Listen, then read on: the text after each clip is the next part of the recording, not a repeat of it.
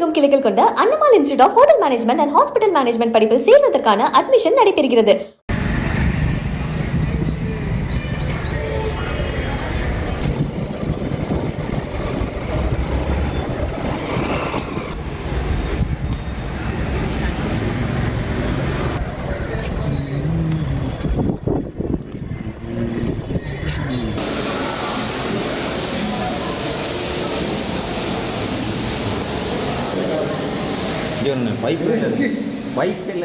ராமநாதபுரம் நகரில் செயல்பட்டு வரும் இந்த புதிய பேருந்து நிலையத்தில் கழிப்பறைகளில் தண்ணீர் வசதி இல்லாததால் கடுமையான துர்நாற்றம் வீசுவதாக பொதுமக்கள் மற்றும் பயணிகள் குற்றம் சாட்டியுள்ளனர். பாத்ரூம் மாற்ற சொல்லுவேன். பாத்ரூம்ல பஸ் ஸ்டாண்ட்ல சென்ட்ரல் பஸ்ல வச்சு வந்துக்கிட்டு யாருக்கும் உட்கார முடியல, எந்த வியாபாரிகளும் எந்த பொருள் விற்க முடியல, தண்ணி இல்லாமல் இருக்குது, ரெண்டாவது ஒரே ரீச்சமாக இருக்குது.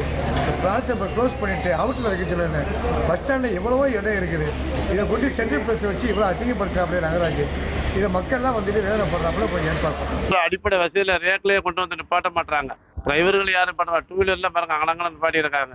ஒரு ஆட்டோ உள்ளக்க வந்து ஏற்றுறான், நாளைக்கு ஒரு எத்தனையோ பேசஞ்சரோட பொருள்கள் மிஸ் ஆகுது, அது யாரும் நடவடிக்கை எடுக்க மாட்டாங்க. உள்ளக்குள்ள ஆட்டோவில் வந்து சவாரி ஏற்றிட்டு போயிடறாங்க. அதுலேயும் கேட்க போனால் பிரச்சனையில் வருது, பகை உண்டாது எங்களுக்குள்ள. அதுவும் கண்ட்ரோல் படுத்த மாட்டாங்க யாருமே.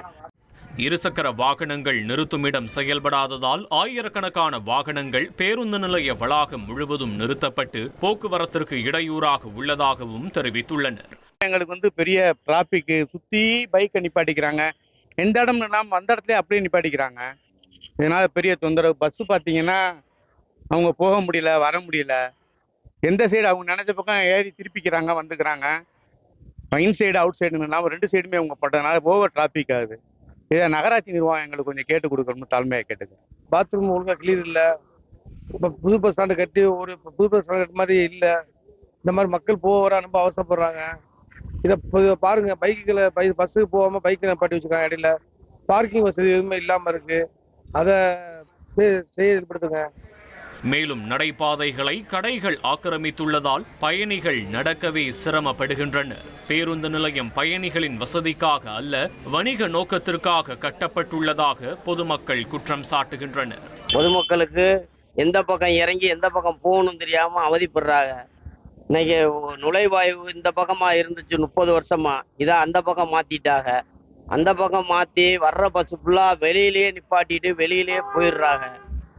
பஸ் ஸ்டாண்டு இவ்வளோ பெரிய பஸ் ஸ்டாண்டு உள்ளக்குள்ள பஸ் திருப்புற அளவுக்கு பெருசா கட்டினது, இன்னைக்கு பஸ் உள்ளே வரமாட்டேங்குது. இந்த பேருந்து நிலையத்துக்குள்ள சுத்தி 2 சக்கர வாகனங்களா நிப்பாட்டி போறாங்க. ஏன்னா முறையான பார்க்கிங் வசதி இல்லை.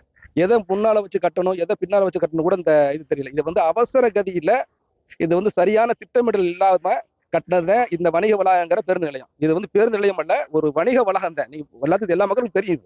இன்னைக்கு எப்படின்னா எந்த ஒரு பேருந்து நிலையமா இருந்தாலுமே பாத்ரூம் வந்து டாய்லெட்டை வந்து பின்னாலதான் கட்டுவாங்க. ஆனா அவங்க முன்னால கட்டிக்கிறாங்க. ரெண்டாவது அந்த பார்க்கிங் வசதியை பின்னாலதான் வைக்கணும், ஆனா முன்னால வச்சுக்கிறாங்க. இதனால போக்குவரத்துக்கு உள்ள பஸ் வந்து செல்றதுக்கு கடுமையான இடங்களா இருக்குது.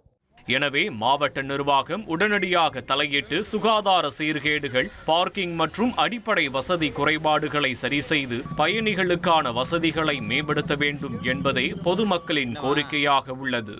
பல்வேறு தரப்பினரும் நீதிமன்றத்தை நாடி இருக்கிறார்கள். மாவட்ட ஆட்சியரிடம் பலமுறை மனு அளித்திருக்கிறார்கள். மாவட்ட நிர்வாகமும் நகராட்சி நிர்வாகமும் இதை உடனடியாக தலையிட வேண்டும் என்பதே ராமநாதபுரம் மாவட்ட மக்களினுடைய கோரிக்கையாக இருக்கிறது. குறிப்பாக இந்த பேருந்து நிலையத்திற்கு ராமநாதபுரம் மாவட்டம் மட்டுமின்றி பல்வேறு மாவட்டங்கள், மாநிலங்களிலிருந்து ஒரு நாள் ஒன்றுக்கு ஆயிரக்கணக்கான பேருந்து பயணிகள் வந்து செல்லக்கூடிய நிலையில இங்கு வந்து பல்வேறு விதமான சிரமங்கள் இருக்கிறது. மாவட்ட நிர்வாகம் தலையிட்டு உடனடியாக இதையெல்லாம் சரி செய்ய வேண்டும் என கோரிக்கை எழுந்துள்ளது. தமிழகமெங்கும் கிளைகள் கொண்ட Annamal institute of hotel management and hospital management படிப்பில் சேர்வதற்கான அட்மிஷன் நடைபெறுகிறது.